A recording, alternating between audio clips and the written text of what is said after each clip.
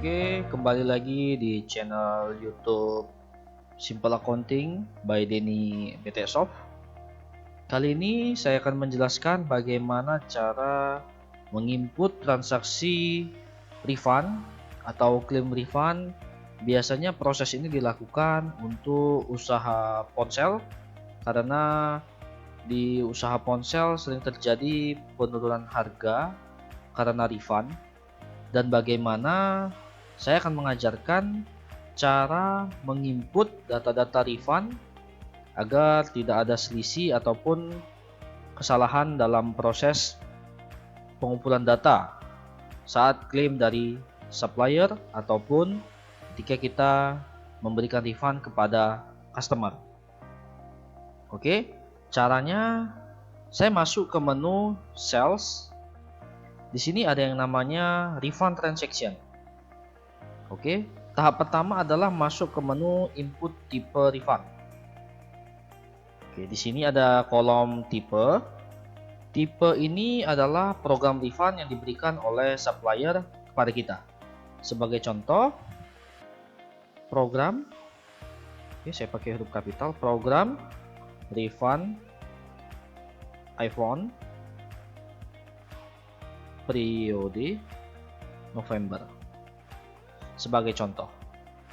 Kemudian di sini ada kolom klaim supplier. Klaim supplier saya langsung pilih saja ke pendapatan refund. Kemudian klaim customernya saya cari beban refund. Klaim inventory saya masukkan juga sebagai pendapatan refund. Oke, untuk menu input tipe refund ini sudah default, kurang lebih seperti ini saja. Bahwasanya klaim supplier ke pendapatan refund, klaim customer ke beban refund, dan klaim inventory ke pendapatan refund juga. Oke, setelah ini selesai saya simpan saja. Artinya program refund atas iPhone ini sudah saya simpan. Proses selanjutnya saya masuk ke menu yang namanya proses refund. Artinya di sini saya sudah mulai menginput data atau barang apa-apa saja yang refund pada saat saya mau input. Oke. Pertama tentukan dulu tanggalnya, kapan tanggal informasi bahwasanya refund sudah ada atas produk ini. Saya anggap hari ini. Kemudian dokumen type-nya. Saya pilih yang barusan saya buat yaitu program refund iPhone periode November. Kemudian di sini saya input nominal refund per satu barangnya. Sebagai contoh refundnya adalah 100.000. Oke, kemudian di sini serial number saya langsung scan saja email atas refund yang mau dimasukkan. Oke, produk apa yang mau direfundkan? Ini saya klik aja di sini. Saya sebagai contoh saya masukkan email sudah saya punya. Oke, ketika saya langsung enter maka muncul di sini, artinya produk ini masuk dari Global Telekomunikasi sebesar 14.300.000 pada saat saya beli, dan kemudian my amount adalah nominal refund adalah 100.000.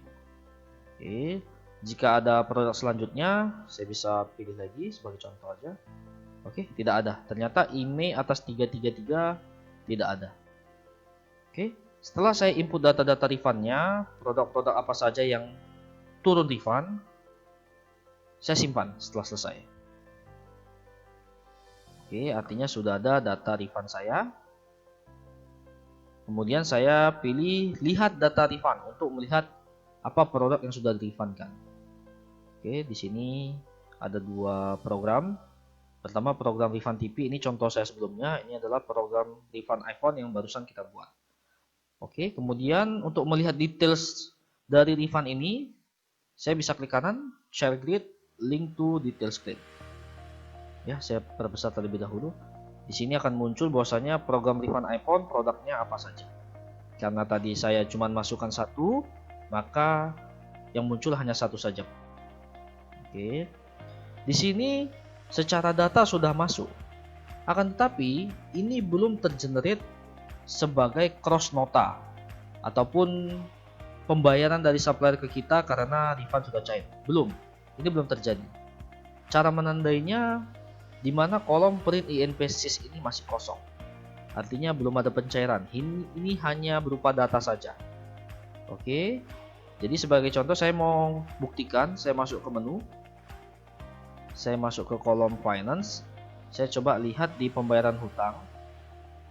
Saya pilih suppliernya itu Global Telekomunikasi, saya proses. Oke, ini belum ada muncul nilai apapun karena secara fakta berjalan ketika refund sudah cair biasanya masuk sebagai hutang agar di cross ke nota-nota yang sebelumnya, tapi ini belum ada.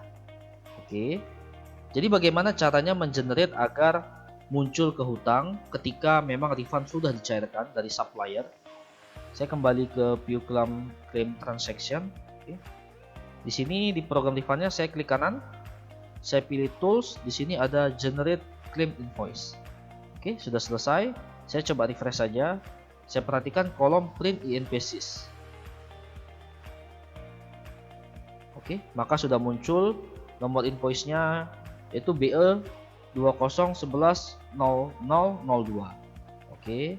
Kemudian jika saya kembali ke AP payment tadi, saya proses, maka sudah muncul nilai 100.000.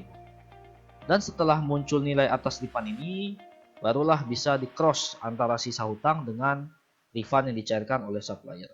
Sebagai contoh, saya cross di nota yang paling atas yaitu 9.500.000, saya centang. Kemudian saya centang 100.000-nya atas nilai refund. Oke, maka saya hanya membayar 9.400.000 saja ke supplier karena sudah di cross dari refund yang diturunkan oleh mereka. Jika saya mau melihat apa sih program refund ini, saya bisa melihat juga di sini di data refundnya ini, data hutangnya ini. Oke, saya bisa klik kanan, saya pilih show detail invoice. Ya, di sini akan muncul pendapatan refund dari AP iPhone X256. IMEI-nya adalah 222. Oke, jadi informasinya sangat lengkap, ada di data hutang, juga ada di menu sales, lihat data refund. Ini tadi yang saya buka. Oke, klik kanan, link to details claim.